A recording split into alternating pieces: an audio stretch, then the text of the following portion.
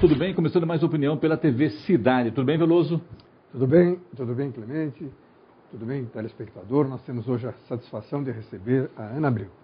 Ana Abreu, que é educadora na cidade, educadora, é doutora em educação, inclusive já está ultrapassando aqui a fronteira São Paulo, Minas Gerais, ela que é do Rio de Janeiro, a gente conhece toda a parte de geografia, né? Então, educação é com você mesma, Ana. Obrigado por ter aceito o nosso convite aqui, é um prazer tê-la aqui no Nossa Opinião. Eu agradeço o convite, é sempre muito bom estar em momentos que a gente possa dialogar e ampliar a visão que as pessoas têm da educadora, da professora, e a gente poder também conversar sobre questões de Jacareí, não só de educação, mas de política, né? E para mim é uma grande honra estar aqui com vocês hoje. Para você, o que é mais importante? Você gosta mais, política ou educação? Ela vai dizer que são as duas coisas, quer ver só? Eu vou dizer para você que não dá para falar de uma sem falar na outra. Eu concebo as duas muito interligadas, né? Mas se tiver que pontuar qual é a essência maior da Ana Abreu, certamente a educação. É com ela que eu tenho a visão de mundo, a visão de homem, e é dela que eu construo, então, e é ela que pede para que eu vá para a política. Então, se tiver que priorizar uma só, certamente eu vou falar que a educação é maior que a política. Você fez uma declaração, deu uma declaração de que o plano de carreira que foi recentemente aprovado, ele calou os professores, ele não era o ideal. Explica isso para a gente. Na verdade, só um gancho aí, é o Plano Municipal de Educação, né? É um plano para o... Esse é o plano de carreira. Plano de carreira. Plano de carreira dos professores que foi aprovado agora pela Prefeitura, né? Recentemente. Isso. O plano de carreira já foi efetivado, já foi votado, né? E, na realidade, eu como educadora, como professora, eu lutei bastante como líder de movimento pelo plano de carreira. O plano de carreira, em qualquer modalidade, em qualquer setor, seja municipal, estadual ou federal, ele credencia a qualidade da educação. Por quê? A qualidade da educação ela é feita pelo ser humano que está nela. Então, muitas vezes você prioriza, por exemplo, recursos. Eu tenho material, eu tenho sala de aula bastante moderna, mas eu não tenho um profissional com formação. E formação demanda condições, demanda salário, demanda a discussão crítica, a elaboração de currículos, investimentos. Então, a nossa luta nacional é pelo plano de carreira. Jacareí demorou muito tempo. Se pensarmos aí, 2002 foi um grande emblema nas eleições. E aí, se a gente pensar, 12 anos depois, conseguimos efetivar o plano de carreira. Porém, o plano de carreira, elaborado de maneira democrática, o que ele faz? Ele chama os representantes, os próprios professores, os profissionais da educação para elaborar. Não foram os profissionais que elaboraram. Teve uma consultoria. Os profissionais deram parecer sobre esse plano. Então, é muito diferente você chegar com um plano e dizer, e aí, o que vocês aprovam? Ah, aqui tem que melhorar, aqui não tem. Você fragiliza um processo que poderia ser uma construção crítica daquele grupo. Então, mas de quem que é a culpa aí, Ana? A culpa é do prefeito, a culpa é do secretário de Educação, a culpa é dos professores? De quem é o maior responsável por não ser um plano tão complexo que você gostaria e que de repente não aconteceu? Certamente os gestores, né? Os gestores, seja ele o secretário de Educação que representa o prefeito e o prefeito, né? A gestão é quem delibera. Então, essa característica, quando você quer saber quem é o gestor, acompanhe o processo que ele delibera. Então, quer dizer, tem um plano. Se você chega pelo final, o Jacareí tem um plano, não basta. Como é esse plano? Então, é um plano que não considera os profissionais da educação, ele só considera o professor. É um plano que ele promove o crescimento do professor com avaliação nos índices que o Ministério da Educação coloca. Isso é extremamente frágil, porque você avalia a qualidade da educação não só com a culpa nas costas do professor. Quer dizer, tem o professor, tem o porteiro, tem o diretor. Nada se avalia o diretor de uma escola, por exemplo, que é importantíssimo num processo. Ele influencia esses índices, né? Então, hoje nós temos esse tipo de trabalho. Nós não temos, por exemplo, no plano, eu nunca vi um plano de educação que não valoriza quem tem pós-graduação. Eu nunca vi, isso é unânime. Jacareí é o único que eu conheço. Então você tem, porque é da educação, você tem que promover e motivar aquele profissional a fazer uma pós-graduação, especialização, que pode ser, um mestrado e um doutorado, né? Isso a gente vai evidenciar que não é só o pesquisador que precisa ser doutor e mestre. O professor de sala de aula, ele pode ser um mestre. Em países desenvolvidos, Dinamarca, a maioria dos professores, eles são mestres e doutores, é automático. E isso tem uma revelação de qualidade direta, porque é esse profissional que vai colocar ali. Agora você olha, né? Vamos pegar a rede pública federal. Eu sou doutora, tenho 2 mestrados. Será que se a rede que eu estou não valorizasse, será que eu faria? Será que eu teria condições de fazer? Quer dizer, o meu plano de carreira, além de promover essa motivação, ele me dá condições para que eu estude. O meu salário triplica, dobra. E isso é uma motivação. Como não? Eu sou uma portadora de cultura. Eu preciso estar no cinema, eu preciso ler livros. Isso tem custo. Não adianta eu quero levar para casa qualidade cultural se eu não tenho qualidade cultural na minha vida. E isso se faz com o salário que eu ganho. Agora, essa capacitação, é você quem arca com ela, né? Isso não existe nenhum programa de capacitação de professor para pós-graduação financiado pela própria escola, pelo órgão público. Normalmente tem parcerias, Veloso, importantes. Então, por exemplo, hoje nós temos no Ministério da Educação bolsas do CNPq e da CAPES que pagam, se não parcial, até integralmente, esse estudo. Nós temos, por exemplo, redes públicas que ajudam 100%, 50%, 30%. Por que ajudam? Porque são bonzinhos? Não, porque isso vai revelar uma qualidade, isso é importante. Então, você tem um nível muito alto de qualidade. Quer dizer, esse funcionário, esse professor, ele promove um currículo de qualidade. Currículo é aquilo que eu ensino para aquela criança, para aquele adolescente, para aquele jovem, para aquele futuro médico, futuro engenheiro, né? Faltou, Ana, no caso aí, os diretores, os secretários, chamar as pessoas da educação, fora da prefeitura. O que eu estou analisando é o seguinte, o que aconteceu nessa discussão? Foi discutido dentro do setor prefeitura, não foi aberto para que a sociedade, de modo geral, no caso, escolas particulares ou outros educadores, no teu caso, por exemplo, que é professor também em outro estado, e de repente tentou participar e não conseguiu. Isso aconteceu, acabou desviando o que seria uma coisa complexa para o município, ficou meio que somente para a prefeitura, seria isso? Certamente. Olha, Clemente, o que você aponta, tem cidades que conseguem fazer isso, que é o quê? Promove um fórum. E o fórum, os professores vão, porque na realidade, quando você possibilita a formação, você também tem que cobrar isso. Então, se você está estudando e essa instituição oferece elementos, você tem que retornar a qualidade e oferecer no local que você trabalha. Então, certamente faltou. Eu ofereci muitas vezes, porque na realidade a educação a gente tem que entendê-la não como algo do governo, né, mas algo do Estado. No sentido que a educação ela não pode ter siglas. Ela não pode ter partido, ela tem na época da eleição, ganhou, beleza, agora nós vamos compreender a educação como algo que vai melhorar a qualidade de vida de uma população. E nesse sentido não tem problema algum chamar, como você disse, especialistas da própria comunidade. Ninguém fala melhor do que o próprio professor da rede municipal, aonde que está o nó, aonde ele não consegue desenvolver uma aula, como que é o planejamento. Eles falam melhor que qualquer outro especialista. Pelo que você disse, então, já existem modelos, isso não é invenção sua. Esse sistema que você gostaria que funcionasse, ou pelo menos parte dele, já existem exemplos em outras. Certamente existem exemplos. Então, era só ver o resultado. É lógico. Olha, nós compreendemos, por exemplo, que os índices que serão colados no desempenho do professor, né, essas avaliações que serão coladas, elas foram imitadas do sistema norte-americano. O sistema norte-americano já fez uma série de publicações científicas mostrando que isso não melhora a qualidade da educação. Então, quer dizer, já está provado, né? Ciência é isso, a gente tem que andar de onde parou. Agora não, porque é os Estados Unidos, nós vamos repetir isso, colar isso, errar do mesmo jeito que eles estão errando. Precisamos avançar, pegar o que tem de melhor, ver o que não aconteceu de legal e andar. Agora, a melhor maneira, Veloso, que tem é inserir o professor, o profissional, o porteiro, a servente, as secretárias no processo de construção. Porque eles, estando no processo de formação, de construção do plano, do projeto de carreira, eles conseguem, de fato, colocar o que tem de melhor para a sua rotina. Eu, por exemplo, eu não consigo saber qual é a rotina do Parque Meia Lua. Quem está lá sabe que o horário não está legal, que as crianças têm problemas, quais são específicos. Eu não posso generalizar que o Parque Meia Lua está exatamente igual ao Silvio Silveira, não está. São clientelas diferentes com demandas diferenciadas, não melhores e piores, demandas diferenciadas. E quem pode nortear um trabalho de qualidade? Quem está lá fazendo o trabalho.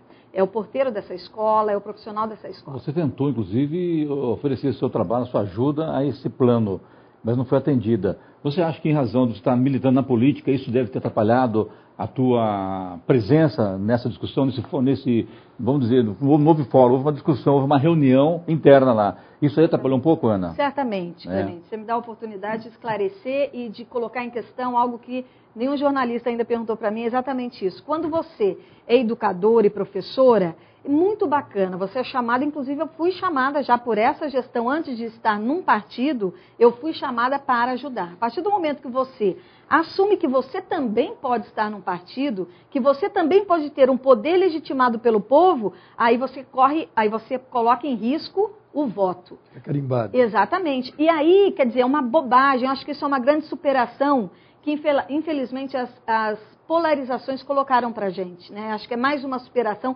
que a gente precisa. Então, a Ana educadora era querida em todos os lugares para contribuir. Por quê? Porque ela não iria tirar voto de ninguém. A partir do momento que ela é educadora e política assumidamente, ela corre o risco de tirar votos. Então, o que acontece? Perde-se o olhar, perde-se o vínculo que tem em relação a ter profissionais de qualidade, independente da questão partidária, porque o meu objetivo maior é contribuir com a minha cidade, né? E eu estou à disposição, independente da sigla, que a sigla não é do meu partido, se me chamar agora, Ana, socorra a Secretaria de Educação, eu estarei lá. Eu não recuso. Por quê? Porque eu compreendo que a população não é partidária, a população precisa do que tem de melhor e eu darei o meu melhor na área que eu compreendo. Uma das queixas que se tem agora quanto ao ensino, na verdade, é a indisciplina dos alunos. Você acha que num plano mais bem elaborado, estudar com essa participação maior dos segmentos, isso melhoraria também no moral dos alunos, isso refletiria também no comportamento, vamos chamar assim, dos alunos de hoje, que os professores se queixam muito, né? Sim. Eu até, um gancho aí, Veloso, eu ainda, quando você fala em disciplina do aluno, eu questiono uma coisa. Hoje, por exemplo, sei que as crianças de hoje já nascem com tecnologia na ponta de tudo, né? Então, vai na sala de aula. Ele está na casa dele com o computador, ele tem lá, hoje tem o telefone, o smartphone dele, ele tem o Twitter dele, ele tem o Facebook dele, ele navega nas redes sociais, chega na sala de aula, está lá 4 horas olhando para a cara do professor e só matéria. Isso, no meu ponto de vista, também provoca uma série de disciplinas. Não é que aguenta ficar 4, 5 horas na sala de aula, naquela didática de 30 anos. Tem um filósofo brasileiro, você deve conhecer, chama Leandro Carnal. Ele é da Unicamp. Ele já tem bastante idade, então ele diz que quando ele era aluno, o professor falava e os alunos calavam a boca. Hoje ele é professor, os alunos falam e ele tem que calar a boca. Então ele nunca acertou. Como é que isso pode melhorar? Como é que fica? A indisciplina, ela revela uma série de questões, que elas são sociais, né? Uma delas é, quando você abre a escola, né, então antigamente, vamos colocar 30 anos atrás, a escola não era aberta, né, a escola era fechada, ela era elitizada. Então o que você faz quando você fecha? Você seleciona quem está dentro da escola. Hoje a escola é aberta, sem dúvida alguma, hoje nenhuma criança está fora da escola. Todos os problemas sociais, eles entram na escola, automaticamente. Nós somos um micro-organismo, num macro, então tem droga, vai ter droga. Tem violência, tem violência. Tem falta de educação? Tem. Tem tecnologia? Não. Percebe? Então, assim, a escola, ela mantém uma estrutura rígida, ela abarca todos os problemas sociais, mas ela não moderniza. Então, eu digo que se Rousseau nascesse hoje, ele daria a mesma aula, sem nenhum problema, porque a escola é comprovadamente uma das instituições mais difíceis de serem mudadas. Você muda ponto de ônibus, hospitais, você muda clínicas, você muda tudo. E a escola, você tire foto da escola do século retrasado, passado, e coloca até hoje, as salas de aula são exatamente iguais. As cadeiras uma atrás da outra. Para mudar a organização da sala, demanda uma série de formação. O professor, ele tem, porque é uma escola que tem uma estrutura muito rígida. A tecnologia, como que você tem que trabalhar na escola? Qual é o universo desse sujeito? Tem tecnologia esse sujeito? Ele tem que ter tecnologia na escola. E não uma tecnologia que agora eu paro para usar a tecnologia, aquilo fica desconectado, né? Hoje você está em casa e diz, olha, nós vamos almoçar em tal lugar. As crianças entram antes de você ir no lugar e já falam, mãe, olha lá, o cardápio é esse. Como você sabe? Eu entrei no cardápio virtual. Outro dia aconteceu isso. preciso anotar o seu telefone. Aí pedi para uma filha, pega uma caneta para eu anotar. Ela falou, mãe, me dá seu celular. Já colocou direto no celular, percebe? Nós não temos essa tecnologia inata, nós somos nativos disso. Agora, os alunos a gente precisa olhar mais esses alunos. E não perder o que é a tradição. Eu não acho que tenha que substituir, nós temos que aprimorar, tem que agregar. Né? Exatamente. A indisciplina é fruto de uma sociedade consumista, capitalista, com valores complicados. A educação nunca foi prioridade. A hora que ela for prioridade, nós teremos grandes resultados. E para isso nós temos que ter um projeto, um pacto assim de 10 anos, 20 anos, 30 anos de fato. Então, quando você diz, num governo que desde 2000 anuncia um plano de carreira, só sai em 2015, é prioridade a educação? Não é prioridade a educação, isso é fato. O que é prioridade você coloca no primeiro momento. A atitude, eu gosto muito de falar isso, é Paulo Freire. O que revela a gestão não é o discurso. O discurso saiu, o plano de carreira lá na campanha de 2000. Agora, quando que saiu o plano de carreira? Frágil, sem considerar uma série de profissionais, como as ADIs, 2015. 15 anos? Aqui conosco, Ana Abreu, a gente volta a falar com ela aqui depois do intervalo. Não sai daí, volta já já.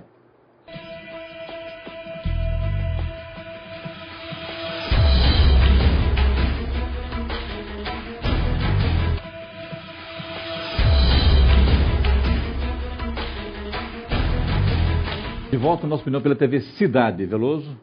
Eu queria fazer uma pergunta para a Ana, que vai sair um pouquinho do contexto, mas ela falou uma coisa que me deixou curioso. Você falou que a educação é feita por homens ou qualquer coisa desse tipo. Quando a gente fala nos grandes da educação, eu mesmo já falei do Leandro Carnal, você falou do Paulo Freire, do Rubem Alves, e tem outros tantos.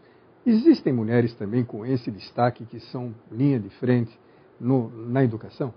Que serve como modelos? Ana Abreu, né? Certamente, certamente nós temos grandes mulheres, né? Nós temos, vamos pegar Simone de Beauvoir, ela é uma referência, porque a mulher, só a presença da mulher, Veloso, ela é mais questionada do que o homem. Né? Então você vê, vamos colocar, só na educação que não, mas pega uma política, você pega onde você sempre tem mais referências masculinas, se não totalmente referências masculinas do que femininas, né? Então, você ter uma mulher já assusta no campo da política, por exemplo. A Simone de Beauvoir... Assusta quem? A mulher ou assusta o homem? Assusta o homem. E a mulher, ela assustando. E não acho, né, assim, eu acredito muito nessas referências, né? Mas temos que ter cuidado, porque não é toda mulher que me representa. Eu falei a Simone de Beauvoir porque ela é internacional, né? Ela é importantíssima. Podemos aqui, olha, em Jacareí, nós temos referências educadoras, por exemplo. Se a gente pegar na história de Jacareí, temos várias mulheres. Sejam elas as que criaram uma academia de letras aqui, que tiveram essa coragem, né, Lencioni, essa ousadia. Ou uma das primeiras a criar um ensino superior em Jacareí, como a Teresa Porto Marques, não é? Então nós temos mulheres que, assim, elas além de enfrentar uma jornada... que não é fácil você dizer, aqui também é o meu lugar, né? Elas colocam a mulher como uma pessoa que pode discutir com os homens. Isso é algo que parece que não é muito comum, mas só de ter a presença feminina assusta. E aí a gente tem que mostrar mais do que os homens mostram, que nós somos competentes. Tem um livro de uma diretora do Facebook, ela escreveu para dizer a importância da mulher, né? Então ela vai dizer assim, que o homem para ser promovido, ele só tem que mostrar que ele tem potencial. A mulher tem que comprovar, porque ninguém arrisca isso. Então, assim, nós temos referências educadoras. Maria Vitória Benevides é uma importante educadora brasileira, né? Ela vai aí fundamentar a questão do ser humano na escola. Eu tenho Ana Maria Saú, que foi o braço direito de Paulo Freire. Eu tenho Marisa Delcio Pelias, que é uma referência. São vivas, né? Pessoas que nos apoiam. Enfim, nós temos vários nomes aí. Eu passaria uma lista imensa para vocês. Vamos agora para a política agora, Ana Abreu. Você teve quase mais de 12 mil votos como candidato a deputado estadual pelo PSB. E agora ano que vem tem eleição para a prefeitura de Jacareí. Teve mais votos que o vice-prefeito. Mais votos que o vice-prefeito, candidato a federal, né? Federal, tudo bem. Como é que você avalia isso hoje? Parece que o PSDB agora está entrando com tudo na cidade. Você acabou de fazer um fórum também para agregar filiados. Como é que foi essa história para a gente aqui na cidade, Ana Abreu? Eu, como educadora, eu vou fazer algumas perguntas para vocês. Como será que é a performance de uma pessoa que nunca foi candidata a nada, se lança deputada estadual, com um grupo dito não profissional, um grupo de voluntários, que tinha ali a bandeira da mudança, da transformação. Um grupo sem especialistas, sem pessoas analistas. A minha campanha, sem marqueteiros. Eu fui a marqueteira, a coordenadora e o meu grupo comigo. Uma campanha que muitos, um dia antes, né, fiquei sabendo disso esses dias, um dia antes um político aqui de Jacareí apostou que eu teria 500 votos, né? Ele esqueceu de multiplicar por 25 isso. Porque, na realidade, as análises... Quem é ele? Quer falar? Não apontavam. Não, ele vai ouvir, ele vai saber que ele está errando, ele tem que diminuir o salto dele, porque é no diálogo que a gente tem que caminhar. E não é uma aposta, né? Ali eu não estava pedindo emprego, eu estava levando um projeto. Os únicos que levaram o meu nome, que foram pagos para levar o panfleto da Ana Abreu, foi um grupo de panfletagem de 15 adolescentes, uma empresa que contratamos, foi o único grupo pago, e eu quero contar isso para vocês verem o teor da campanha. E aí eu fui conversar com esses adolescentes e disse, olha, vocês não estão levando um papel, vocês estão levando o meu trabalho, o trabalho de transformação de um grupo. Então, quando vocês colocarem isso lá, é algo muito sério. E foi muito interessante porque o dono dessa companhia passou, me chamou e falou, Ana, todos votaram em você. Então, assim, é de grande valia e vocês podem responder, né? É como que uma profissional que é da educação, que nunca foi candidata a vereadora, que não teve um personagem político famoso andando comigo nas ruas. Quem andou comigo foi a minha família, foram os educadores, as pessoas que queriam transformar essa cidade e, no caso, o Estado, porque a gente tinha um olhar aí para deputado estadual. Em nenhum momento desrespeitamos, levamos um projeto. Falem para mim qual é o resultado de uma educadora que vai e é mais votada de Jacareí. E aí, se a gente for ver, a campanha é uma das campanhas mais baratas. Alguns me diziam assim, sem dinheiro você não vai conseguir. Então, agora eu digo... A campanha que não tinha dinheiro, a campanha que não tinha expert, que não tinha grandes ícones, que não tinha ninguém comigo, né? O meu carro era o menor, a gente chamava de Xing Ling, porque era uma Towner, que a gente deu um jeito lá, virou até uma lenda, né? E a gente, enfim, eu dirigia, colocava cavalete, tirava. Isso me honrou profundamente, eu encontrei muitas pessoas boas. E aí me digam, qual é a análise que a mídia pode fazer sobre isso? Compreendo que também tem uma outra questão, que é uma mulher. Então, uma mulher, né? Eu fui mais votada que muitas que já foram vereadoras e saíram candidatas em outras eleições. Então, isso revela, de fato, uma resposta da população de Jacareí nas urnas, que é uma resposta que eu acredito que seja o seguinte: não queremos profissionais da política. Não queremos, então, as análises, porque os experientes me analisaram e disseram que eu teria 500 mil votos. Agora expliquem isso. 500 votos, né? 500 votos. 500, desculpa, 500. Bom se fosse 500 mil, né? Não, 500 mil aí a gente... Pode ser, né? Um dia eu posso chegar lá. Por que não, né? E você, então, a tendência é você ser candidata a prefeita. Você não viria para o legislativo, que seria uma eleição mais fácil, você vai encarar essa para prefeito, já definiu já. Outra coisa, sem ser prefeito, o tempo está acabando já, sem ser prefeito, você viria também como vice de alguém ou não? Primeiro, a gente tem discutido, eu sou a grande liderança do PSB hoje, a ordem da discussão não é o nome, mas é o projeto. E se o projeto, com várias lideranças e vários partidos, apontar a Ana Abreu como a majoritária, eu irei com toda a honra e lutarei por isso. Só que não é uma decisão da Ana Abreu. A Ana Abreu está à disposição, eu estou à disposição do meu partido. Hoje, inegavelmente, eu sou uma liderança e uma força política na cidade e estou à disposição. Certamente que teremos muitos cuidados, porque na realidade a gente não pode ter vaidade, porque senão nós teremos aí 15 candidatos e não é isso. O que eu quero é uma transformação de lógica na gestão, eu acredito que é a hora da mudança, da transformação, e o nome Ana Abreu vai contribuir para esta mudança. No Legislativo, eu adianto que não é algo que o partido decidiu que eu estarei, eu não sairei candidata a vereadora, e não tem problema algum se o grupo decidir que eu serei vice. Agora, estou preparada para ser majoritária sem problema.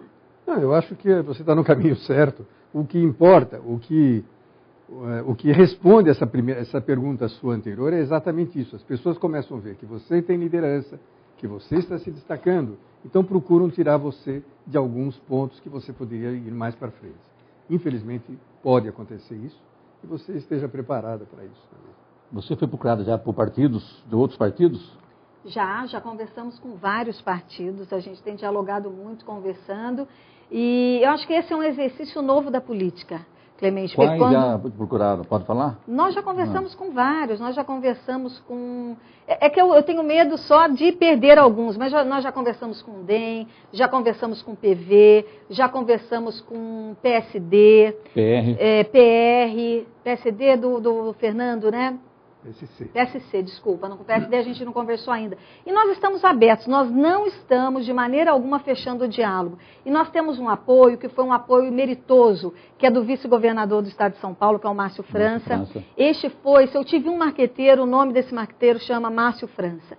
Ele nos chamou pessoalmente após a eleição e de maneira muito... Ele falou, Ana, foi surpreendente sua campanha, pelo que você investiu, e é uma pessoa que certamente teremos bons ventos e boas notícias para Jacareí em breve, e o Márcio França está dando todo o apoio político que a gente precisa. Para encerrar, quanto mais candidato, melhor para você acha que não? Quanto menos candidato, é melhor para a cidade? Qual a sua opinião sobre isso? Não, eu acredito que não deva sair para a gente poder ter uma campanha, um processo forte, no máximo 4 candidatos para poder ter, de fato, uma competição de qualidade. Porque não é... é muito sério sair candidato, é muito sério. Mas vamos ver o que a comunidade espera. E também não acho, e não, né, como alguns já chegaram, olha, Ana, não é a sua vez, outro é a sua vez.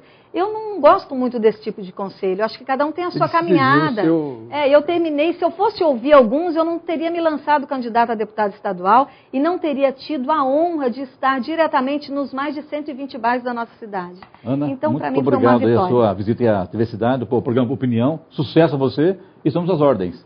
Eu também agradeço, foi muito bom, muito obrigado e até uma próxima vez e sucesso para você também. Obrigada, eu agradeço. Muito obrigado a todos também e até a próxima semana, se Deus quiser. A gente volta semana que vem com o nosso Opinião. Obrigado e até lá. Tchau, pessoal.